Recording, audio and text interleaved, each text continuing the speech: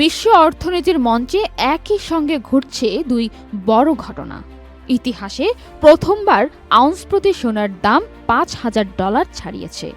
ঠিক একই সময়ে বিশ্বের প্রধান 6টি মুদ্রার বিপরীতে মার্কিন ডলার নেমে এসেছে 4 বছরের মধ্যে সর্বনিম্ন। একই দিকে নিরাপদ আশ্রয় হিসেবে সোনার দিকে বিনিয়োগকারীদের ছুটে যাওয়া, অন্যদিকে বিশ্বের সবচেয়ে শক্তিশালী মুদ্রা দুর্বল হয়ে পড়া, এই দুই ঘটনা মিলে ইঙ্গিত দিচ্ছে বিশ্ব অর্থনীতিতে বড় ধরনের পরিবর্তনের হাওয়া বইতে শুরু করেছে।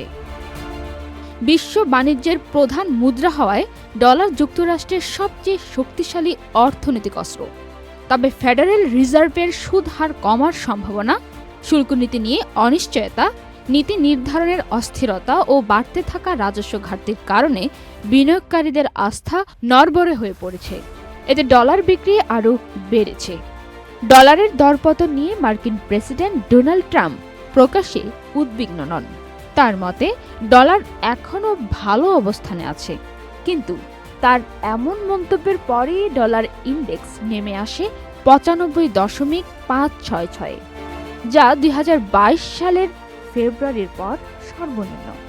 নিউ ইয়র্কের স্ট্যান্ডার্ড চার্টার্ড ব্যাংকের বৈদেশিক মুদ্রা গবেষণা বিভাগের প্রধান স্টিভেন ইংল্যান্ডার বলেন, বৈদেশিক মুদ্রা বাজারে বিনিয়োগকারীরা সবসময় এমন একটি প্রবণতা খোঁজেন যার পেছনে ভর করে লাভ করা যায়।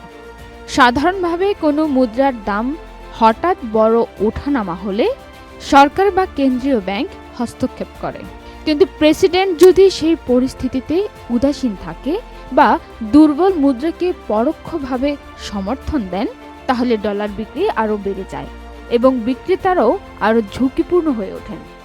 এদিকে 2025 সালে বিশ্ব বাজারে ডলারের বড় ধরনের দরপতন হয়েছে। 9% বেশি দরপতন হয়েছে মুদ্রার। কিন্তু বাংলাদেশের বাজারে দীর্ঘদিন ধরেই ডলারের মান স্থিতিশীল। বিশ্ব বাজারে এ পতনের প্রভাব দেশের বাজারে পড়ছে না। দেশের বাজারে ডলারের মান অনেক দিন ধরেই 122 টাকায় স্থিতিশীল। Panna Akter, channel I. Next level, well done, side by side, free.